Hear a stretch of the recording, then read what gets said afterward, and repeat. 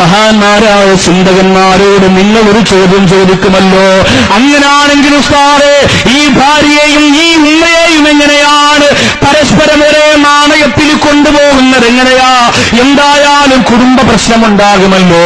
നിന്റെ ഭാര്യ ഒരിക്കലും നിന്റെ ഉമ്മയെ വെറുക്കാതിരിക്കാൻ ഒരു 4 കാര്യം ഞാൻ നിനക്കിന്ന് പഠിപ്പിച്ചു തരികയാണ്. ഞാൻ ഈ പറയുന്ന 4 കാര്യം എന്റെ പ്രിയപ്പെട്ടവരെ നിങ്ങളുടെ ജീവിതത്തിലൂടെ കൊണ്ടു നടന്നാൽ നിന്റെ പ്രിയപ്പെട്ട ഭാര്യ ഒരിക്കലും നിന്നോട് പറയൂല നിങ്ങളുടെ ഉമ്മയെ വെറുക്കണം എന്ന് പറയൂല.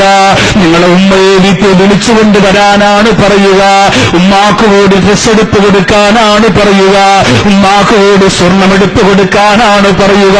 എന്തുകൊണ്ടാണ് അങ്ങനെ പറയാത്തത്? ഈ പറയാൻ പോകുന്ന 4 കാര്യത്തിൽ എന്റെ ചെറുപ്പക്കാരാ നിങ്ങൾ വീഴ്ച വരുത്തിയത് കൊണ്ടാണ്. ഈ പറയുന്ന 4 കാര്യം നിങ്ങൾ വീഴ്ച കൂടാതെ ഇന്നത്തെ രാത്രി മുതൽ ശ്രദ്ധിച്ചാ സുബ്ഹാനല്ലാഹ്, നിന്റെ ഭാര്യ ഒരിക്കലും നിന്റെ ഉമ്മയെ വെറുക്കൂല. എന്റെ പെങ്ങളെ, ഈ പറയാൻ പോകുന്ന 4 കാര്യം കേൾക്കുമ്പോ എന്റെ മൂർഖനാട് വന്നിരിക്കുന്ന ഉമ്മ പെങ്ങന്മാര് പറയും, ശരിയാണ് ഉസ്താദേ, എന്റെ ഭർത്താവിനോട് ഈ 4 കാര്യം മാത്രം ചെയ്തു തന്നാ മതി. എനിക്കാരോടും പിണക്കമില്ല, എനിക്കാരോടും തർക്കമില്ല. ആ 4 കാര്യം നിന്നോട് പറയുന്നത് പരസ്പരം പിണങ്ങാതിരിക്കാനാണ്. ബന്ധത്തിന്റെ വിലയറിയാത്തവര് ഈ 4 കാര്യത്തിലൂടെ ആ ബന്ധത്തിന്റെ വില നിങ്ങൾ അറിയണം കേട്ടോ. അപ്പൊ എങ്ങനെ കൊണ്ടുപോകും ഉസ്താദേ ഭാര്യയെയും ഉമ്മയെയും? രണ്ടും പെണ്ണാണല്ലോ, പ്രശ്നം ഉണ്ടാവൂലേ? എന്നാൽ അതിന് ഏറ്റവും വലിയ വഴി, 4 മാർഗം, 4 കാര്യം നിന്റെ പ്രിയപ്പെട്ട ഭാര്യയിൽ നീ ശ്രദ്ധിച്ചാൽ നിന്റെ ഭാര്യ ഒരിക്കലും നിന്റെ ഉമ്മയെ വേണ്ട പിണങ്ങണമെന്ന് പറയൂല. അതിൽ ഏറ്റവും പ്രധാനപ്പെട്ട ഒന്ന്, ഭാര്യയുടെ സംസാരം എന്തു തന്നെയാണെങ്കിലും അത് തീരുന്നതുവരെ ശ്രദ്ധയോടെ കേട്ടിരിക്കാൻ ഭർത്താവിന് ക്ഷമയുണ്ടാവണം. നമ്മുടെ ഭർത്താക്കന്മാരെ ഒന്നാമത്തെ പ്രശ്നമാണ് ഐ ആം വെരി ബിസി. ഭാര്യ പറയണത് ഒന്നും കേൾക്കാൻ സമയമില്ല. കാമുകിമാര് പറയണത് നേരം വെളുക്കുന്നവരെ കേൾക്കും, ആവശ്യമില്ലാത്തൊരു നേരം വെളുക്കുന്നവരെ കേൾക്കും.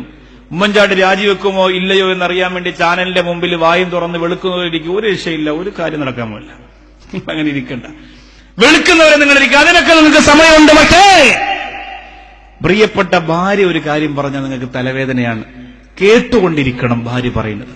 നിങ്ങൾക്ക് ഇഷ്ടപ്പെട്ടില്ല, നിങ്ങൾക്ക് തലവേദന എടുക്കണം, എന്നാലും എന്നിട്ട് ആണോ അൽഹംദുലില്ലാ അങ്ങനെ പറഞ്ഞല്ലേ, അങ്ങനെ ഇഷ്ടത്തോടെ ഭാര്യയുടെ മുമ്പ് കേട്ടുകൊണ്ടിരുന്നെങ്കിലേ ഭാര്യക്ക് നിങ്ങളോട് സ്നേഹം ഉണ്ടാവുള്ളൂ.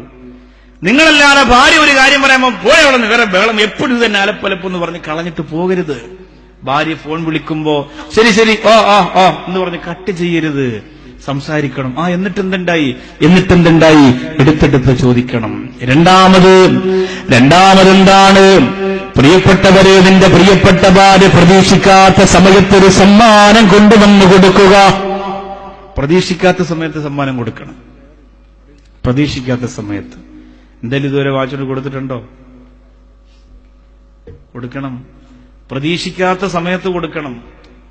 ഗൾഫിൽ നിന്ന് വരാണ്, ദുബായിൽ നിന്ന് ലുലൂര് കയറിയിട്ട് നിനക്ക് എന്ത് വേണം? ഞാൻ ഇവിടുത്തെ പിന്നെന്താ മലബാറിൽ നിൽക്കുകയാണ്, അല്ലെങ്കിൽ പിന്നെ എവിടെ നിൽക്കുകയാണ്, സ്വർണ്ണക്കടയിൽ നിൽക്കുകയാണ്, എന്ത് വേണം, ജ്വല്ലറിയിൽ നിൽക്കുകയാണ്. നീ പറയുന്ന സ്വർണം എടുത്തിട്ട് തരാം, അങ്ങനത്തെ മാലയുണ്ട്, ഇങ്ങനത്തെ മുത്തുണ്ട്, അങ്ങനത്തെ കല്ലുണ്ട്. അതിലൊന്നും വലിയ വെറൈറ്റി ഉണ്ടാവില്ല.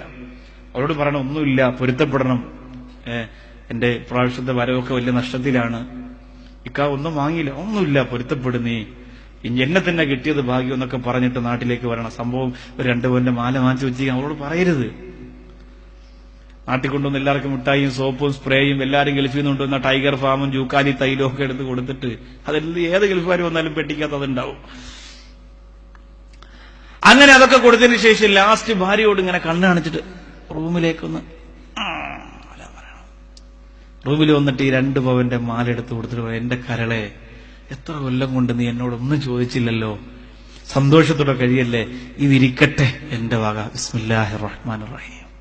കൊടുത്തു നോക്കിയേ, അവള് പിന്നെ തറയിൽ നിൽക്കൂല. റബ്ബേ, അങ്ങനെ പ്രതീക്ഷിക്കാത്ത സമയത്ത് ഒരു സമ്മാനം കൊടുക്കണം. പ്രതീക്ഷിക്കരുത്. ഇപ്പൊ മക്കൾ പരീക്ഷയിൽ ജയിച്ചാൽ സമ്മാനം കൊടുക്കേണ്ടത് മക്കൾക്കല്ല, ആർക്ക് കൊടുക്കണം? ഭാര്യയ്ക്ക് കൊടുക്കണം. കാരണം മക്കളെ പരീക്ഷയിൽ ജയിപ്പിച്ചത് ഭാര്യയാണ്. യഥാർത്ഥ സമ്മാനം കൊടുക്കേണ്ടത് എവിടെയാ? മക്കൾക്ക് കൊടുത്തിട്ടൊന്നും കാര്യമൊന്നുമില്ല. ഭാര്യയ്ക്ക് കൊടുത്താൽ ഭാര്യ വിചാരിക്കുക അടുത്ത വർഷം അപ്പൊ എല്ലാ വിഷയത്തിനും A+1 വാങ്ങിച്ചു കൊടുത്താൽ എനിക്ക് ഇനി സമ്മാനം കിട്ടും, അതുകൊണ്ട് പഠിക്കണം കേട്ടെന്ന് പറഞ്ഞാൽ പഠിപ്പിക്കും. മോന് വാങ്ങിച്ചു കൊടുത്താൽ മോൻ അതും കൊണ്ട് കളിച്ചുകൊണ്ടിരിക്കുക, അടുത്ത പരീക്ഷയ്ക്ക് നോക്കുകയും ചെയ്യും. അപ്പോ ഇത് വളരെ ശാസ്ത്രീയമായി പഠിക്കണം.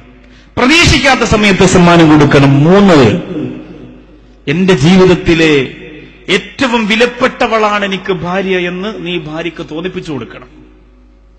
എന്റെ ജീവിതത്തിൽ ഉമ്മയുണ്ട്, വാപ്പയുണ്ട്, എല്ലാം ശരിയാണ്, പക്ഷേ എന്റെ ജീവിതം മുന്നോട്ട് പോകണോ, നീ പുഞ്ചിരിച്ചുകൊണ്ട് മുമ്പിൽ നിന്നേ പറ്റുള്ളൂ, ഇല്ലെങ്കിൽ കഴിയൂല എനിക്ക്. അങ്ങനെ അവൾക്ക് തോന്നണം. അല്ലാതെ എഴുതി വെച്ചിട്ട് പോയാൽ പോരാ, മൊബൈലിലൂടെ മെസ്സേജ് അയച്ചാൽ പോരാ, നേരിട്ട് പറഞ്ഞാലും പോരാ. നിന്റെ ജീവിതം കാണുമ്പോൾ അവൾക്ക് തോന്നണം, എന്റെ ഇക്ക അങ്ങനെയാണ്, ഞാനൊന്ന് കരഞ്ഞാൽ എന്റെ ഇക്കാടെ കൽബ് പൊടിഞ്ഞു പോകും. അങ്ങനെ വരുന്ന രീതിയിൽ സ്നേഹത്തെ നീ ഉണ്ടാക്കിയെടുക്കണം. എങ്കിൽ നിന്റെ ഭാര്യ ഒരിക്കലും നിന്റെ കുടുംബത്തിന് നീ കൊടുക്കരുത് എന്ന് നിന്നോട് പറയൂല, ഒരിക്കലും പറയില്ല. 4-ാമത്തെ എന്താണെന്നറിയോ? ഇതൊക്കെ ശരിക്കും വിശദീകരിക്കേണ്ടതാണ്, സമയമില്ല. 4-ാമത്തെ എന്താ? ഭാര്യയുടെ പേഴ്സണൽ ജോലികളുണ്ടല്ലോ അടുക്കളയിൽ. ഭാര്യ മാത്രം ചെയ്യുന്ന ചില അടുക്കള ജോലികളുണ്ട്. ആ ജോലിയിൽ വല്ലപ്പോഴും 10 ദിവസത്തിലൊരിക്കൽ, ആഴ്ചയിലൊരിക്കൽ ഒരു ചെറിയ ഹെൽപ്പ് ചെയ്യാം. അറിയാമെങ്കിലേ ചെയ്യാവൂ. അത് കേട്ടെന്ന് പറഞ്ഞ് ഗ്യാസ് ഊറ്റിയൊക്കെ എടുത്ത് വെച്ചല്ലാണ്ട് വലിച്ചു പൊട്ടിച്ച് പൊങ്ങിപ്പോയ അവസാനം എനിക്ക് സഹിക്കാൻ പറ്റില്ല. അറിയുന്ന ജോലി ചെയ്യണം.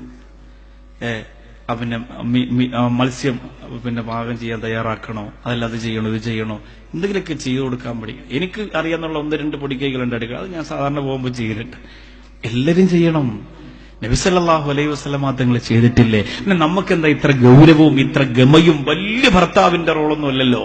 ഇത് ചെയ്യണം, നല്ലതാണ്, കുടുംബജീവിതത്തിന്റെ ബറക്കത്താണ്, വലിയ സന്തോഷമാണ്.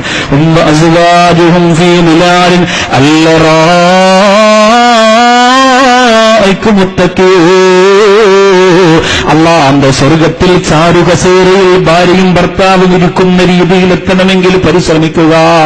ആരംഭ റസൂല് പറഞ്ഞു, അങ്ങനെ നിന്റെ അകന്നു പോകുന്ന ബന്ധങ്ങൾ അടുപ്പിച്ചു വെക്കുക. വാപ്പയോട് മാത്രമല്ല, വാപ്പയുടെ കൂട്ടുകാരെ പോലും വാപ്പയുടെ മരണശേഷം നീ ബഹുമാനിക്കുന്നത് വാപ്പയോടുള്ള ബന്ധം ചേർക്കുന്നതിന് തുല്യമാണെന്ന് നബിയുനാ മുഹമ്മദ് മുസ്തഫ സല്ലല്ലാഹു അലൈഹി വസല്ലം. നമ്മുടെ വാപ്പ മരിച്ചു കഴിഞ്ഞ വാപ്പയുടെ കൂട്ടുകാരെ നാം പരിഗണിക്കണം. അല്ലാഹുവിന്റെ റസൂലാണ് പഠിപ്പിച്ചത്. ബഹുമാനപ്പെട്ട അബ്ദുല്ലാഹി ഇബ്നു ഉമർ റളിയല്ലാഹു തആല അൻഹു കാന ഇദാ ഖറജ ഇലാ മക്ക കാന ലഹു ഹിമാറുൻ വ ഇമാമ. മക്കത്തേക്ക് പോകുമ്പോൾ ആ ബഹുമാനപ്പെട്ടവർക്കൊരു കഴുതയും ഒരു തലയിൽ കെട്ടുമുണ്ടാകും. ഒരു കഴുതയുണ്ടാകും, ഒരു തലയിൽ കെട്ടുണ്ടാകും. അത് രണ്ടും പ്രത്യേകിച്ച് മക്കത്ത് പോകുമ്പോഴുള്ള വസ്ത്രമാണ്. ഒരു വയോവൃദ്ധനായ അറാബിയായ മനുഷ്യനെ കണ്ടപ്പോൾ അബ്ദുല്ലാഹി ഇബ്നു ഉമർ റളിയല്ലാഹു അൻഹു ആ കഴുതയും തലയിൽ കെട്ടുമെടുത്ത് കൊടുത്തിട്ട് പറഞ്ഞു, നിങ്ങളെടുത്തോ, നിങ്ങളെടുത്തോ. കൂടെ വന്നവർ പറഞ്ഞു, തങ്ങളേ, ഒരു നേട്ടവും ചെയ്തു വരാത്ത ആ വയോവൃദ്ധനായ മനുഷ്യന് നിങ്ങൾ എന്തിനാണ് തലയിൽ കെട്ടുകൊടുത്തതെന്ന് ചോദിച്ചപ്പോൾ അബ്ദുല്ലാഹി ഇബ്നു ഉമർ റളിയല്ലാഹു അൻഹു പറയുന്നു, അതെന്റെ പ്രിയപ്പെട്ട വാപ്പയുടെ കൂട്ടുകാരനാണ്. അല്ലാഹുവിന്റെ റസൂൽ പഠിപ്പിച്ചിട്ടുണ്ടല്ലോ, ഇന്നമൻ അബരിൽ ബിഹി സിലത്തർ റജുലി അഹ്ല മുദ്ദഅബി ബഅദ അയ്യുവല്ലിയാ. പ്രിയപ്പെട്ട വാപ്പ മരണപ്പെട്ടതിന് ശേഷം, തന്റെ കുടുംബക്കാരായ വാപ്പ മരണപ്പെട്ടതിന് ശേഷം വാപ്പായുടെ വാപ്പായുടെ കൂട്ടുകാര് സ്നേഹിക്കുന്നത് വാപ്പയോടുള്ള ബന്ധത്തിന് തുല്യമാണെന്ന്, ഏറ്റവും നല്ല ഗുണത്തിൽപ്പെട്ടതാണെന്ന് നബിയേ മുഹമ്മദ് മുസ്തഫ. വാപ്പയുടെ കുടുംബക്കാർ, ഉമ്മയുടെ കൂട്ടുകാരികൾ, അവരോടുള്ള കുടുംബ ബന്ധത്തെ നാം പാലിക്കുകയും സ്നേഹിക്കുകയും ശ്രദ്ധിക്കുകയും ചെയ്യുക. ഇനി ഒരു സദസ്സിലേക്ക് വരട്ടെ, ആ ചരിത്രം പറഞ്ഞിട്ട് അൽഹംദുലില്ലാഹ് ഈ സദസ്സിനോട് ദുആ ചെയ്ത് നമുക്ക് വിട ചോദിക്കണം. മദീനയുടെ സദസ്സാണ്, റസൂലുള്ളാഹിയുടെ സദസ്സാണ്, ആരംഭ റസൂലിന്റെ വേദിയാണ്, മസ്ജിദുൻ നബവിയിലെ മനോഹരമായ വേദിയാണ്. മസ്ജിദുൻ നബവിക്കൊരു പ്രത്യേകതയുണ്ടായിരുന്നു. നബിതങ്ങൾ നാളെ എന്തെങ്കിലും പ്രത്യേക ക്ലാസ് ഉണ്ടെങ്കിൽ തലേ ദിവസം തന്നെ പറയും, ഇവിടെ ബഹുമാനപ്പെട്ട സോലിഹ് ഉസ്താദിന്റെ ക്ലാസ് നടക്കുന്നത് പോലെ, ഇവിടെ ബഹുമാനപ്പെട്ട സൈഫുദ്ദീൻ ഉസ്താദിന്റെ ക്ലാസ് സ്ത്രീകൾക്ക് നടക്കുന്ന പോലെ ഒരു പ്രത്യേക മുന്നറിയിപ്പോടുകൂടി ക്ലാസുകൾ വെക്കും. നാളെ പ്രധാനപ്പെട്ട എന്തെങ്കിലും കാര്യം പറയാനുണ്ടോ, നബിതങ്ങൾ തലേ ദിവസം പറയും, നാളെ പ്രത്യേക മജ്ലിസ് ദുആയി. സഹാബികൾക്ക് വലിയ സന്തോഷമാണത്. നബിതങ്ങളാണ്, അല്ലാഹുവിന്റെ റസൂൽ സല്ലല്ലാഹു അലൈഹി വസല്ലം തങ്ങളാണ് ചെയ്യുക. 150 കിലോമീറ്റർ തോയിഫിൽ ഒറ്റക്ക് ആരുമില്ലാതെ നടന്ന് ദീനീ ദഅവത്തിന് പോയി. ആ പാത പിൻപറ്റിയിട്ടാണ് CH ഹൈദ്രോസ് ഉസ്താദ് ഒരു വർഷം കേരളത്തിലെ സമസ്തയുടെ പ്രചരണത്തിന് വേണ്ടി ഓടുന്ന പാണ്ടി ലോറിയുടെ പുറകിലും മുമ്പിലും ഒക്കെ ചാടിക്കയറിയും നടന്നുമൊക്കെ കാല് വെട്ടുന്നതുവരെ പരിശ്രമിച്ചത്. അതൊക്കെ ആരും ഇവിടെ പുതിയതായിട്ട് ഉണ്ടാക്കിയൊന്നുമില്ല. 150 കിലോമീറ്റർ കല്ലും മുള്ളും നിറഞ്ഞ പാതയിലൂടെ ആരംഭ റസൂൽ തോയിഫിലേക്ക് തന്റെ പ്രിയപ്പെട്ട കുടുംബക്കാരെ കെട്ടല്ലോ എന്ന് പറഞ്ഞ ദഅവത്തിന് വേണ്ടി പോയി. കഷ്ടപ്പാടായിരുന്നു പ്രതിഫലം, എന്നാലും നബിതങ്ങൾ പോയില്ലേ? അപ്പോ ആ ഒരു ദഅവത്തിന്റെ മേഖല എല്ലാ ദിവസവും മദീനത്ത് ക്ലാസ്, ചില പ്രത്യേക ദിവസം പരസ്യം കൊടുത്ത ക്ലാസ്, നാളെ ഒരു പ്രത്യേക ക്ലാസ്. സ്വഹാബികൾക്ക് വലിയ സന്തോഷമായി. എല്ലാവരും വീട്ടിൽ പോയി പറഞ്ഞു, നാളെ അല്ലാഹുവിന്റെ റസൂലിന്റെ മനോഹരമായ ഇൽമിന്റെ വേദിയാണ്. എല്ലാവരും മുത്തുനബി തങ്ങളുടെ ഹദറത്തിലേക്ക് ക്ലാസ് ശ്രദ്ധിക്കാൻ വേണ്ടി ഓടിയെത്താൻ തീരുമാനിച്ചു. അല്ലാഹുവേ, എല്ലാവരും തെറ്റുന്ന പ്രഭാതം പൊട്ടിവിടുന്നപ്പോ റസൂലുള്ളാഹിയുടെ മജ്‌ലിസിലെത്തി. ആ സദസ്സിൽ എഴുന്നേറ്റ് നിന്നിട്ട് അല്ലാഹുവിന്റെ റസൂൽ പറഞ്ഞല്ല, യുജാലിസുനാ ഖാഫിഉ റഹ്മീ, കുടുംബബന്ധം മുറിച്ചവരാരും എന്റെ ഈ ക്ലാസ് കേൾക്കാനും ദുആരക്കാനും ഇരിക്കാൻ പാടില്ല. അല്ലാഹുവിന്റെ റസൂലിന്റെ പ്രഖ്യാപനം വന്നപ്പോ വഖാമ ഫത്തം മിനൽ ഹൽഖാ, ആ സദസ്സിൽ നിന്നൊരു ചെറുപ്പക്കാരൻ എഴുന്നേൽക്കുകയാണ്. അല്ലാഹുവിന്റെ റസൂൽ പറഞ്ഞു, ഖുർജ്, പുറത്തിറങ്ങുക. കരഞ്ഞുകൊണ്ട് പുറത്തിറങ്ങി നടന്നു പോകുന്ന നബിതങ്ങൾ പുറത്താക്കിയതല്ലേ, സ്വർഗീയാരാമത്തിൽ നിന്ന് മുത്തുനബി പുറത്താക്കിയതല്ലേ. കരഞ്ഞു കലങ്ങിയ കണ്ണുമായി ഓടുകയാണ്. ആരോടാണോ പിണങ്ങിക്കഴിഞ്ഞത്? എന്റെ ഉമ്മയുടെ കുടുംബത്തിൽപ്പെട്ട ഒരാളുമാര് പിണക്കത്തിലായിരുന്നു. ആ പിണങ്ങിക്കിടന്നിരുന്ന ആളിന്റെ അടുത്ത് ഒരു സങ്കടത്തോട് ആ സ്വഹാബി പറഞ്ഞു, എനിക്ക് പൊരുത്തപ്പെട്ടു വരണേ, നിങ്ങളോട് പിണങ്ങിക്കഴിഞ്ഞാൽ അല്ലാഹുവിന്റെ റസൂലിനെ കയറ്റൂല, എന്നെ ഇറക്കി വിട്ടുപോയി മുത്തുനബി തങ്ങളുടെ സ്വർഗീയ വേദിയിൽ നിന്ന് എന്നെ പുറത്താക്കിപ്പോയെന്ന് പൊട്ടിക്കരന്നുകൊണ്ട് പറഞ്ഞു. അല്ലാഹു അവർ പൊരുത്തപ്പെട്ട് പിണക്കന്മാർ ഇണങ്ങിയതിനു ശേഷം റസൂലുള്ളാഹിയുടെ മുമ്പിൽ വന്നു. അല്ലാഹുവിന്റെ റസൂൽ പറഞ്ഞു, സങ്കടപ്പെടേണ്ട, ഇന്നർ റഹ്മത ലാ തൻസിലു, ഇന്നർ റഹ്മത ലാ തൻസിലു വഫീഹിം ഖാഫിഉ റഹ്മീ. കുടുംബബന്ധം മുറിക്കുന്നവർ ഒരു സദസ്സിലുണ്ടെങ്കിൽ അവിടെ അല്ലാഹുവിന്റെ റഹ്മത്തുണ്ടാവില്ല. അതുകൊണ്ടാണ് നിന്നെ പുറത്താക്കിയത്.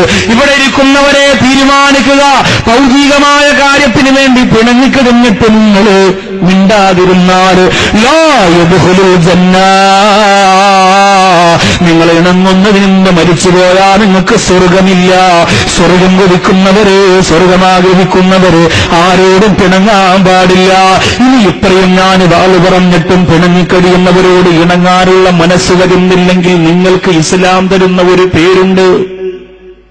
ഇത്രയും പറഞ്ഞിട്ടും പിണങ്ങിക്കഴിയുന്നവരോട് ഇണങ്ങി ബന്ധം ചേർക്കാൻ തോന്നുന്നില്ലെങ്കിൽ അള്ളാഹു നിങ്ങൾക്ക് തരുന്ന ഒരു പേരുണ്ട്, അഹങ്കാരി എന്നാണ്. സ്വയം നിങ്ങൾ ചിന്തിച്ചാൽ മതി. ഞാൻ എങ്ങനെ ഇണങ്ങൂല ഉസ്താദെ, നിങ്ങൾക്ക് എന്റെ കുടുംബ പ്രശ്നം അറിയാത്തോണ്ടാ. അങ്ങനെ പറയുന്നവന്റെ പേര് അഹങ്കാരി എന്നാണ്. മൻ കാന ഫീ ഖൽബിഹി മിസ്കാലു ദർറത്തിൻ മിൻ കിബ്ർ, അണു അളവ് അഹങ്കാരം കൽബിലുണ്ടോ അവൻ അല്ലാഹുവിന്റെ സ്വർഗമില്ല. പടച്ചോൻ നമ്മെ കാത്തുരക്ഷിക്കുമാറാകട്ടെ.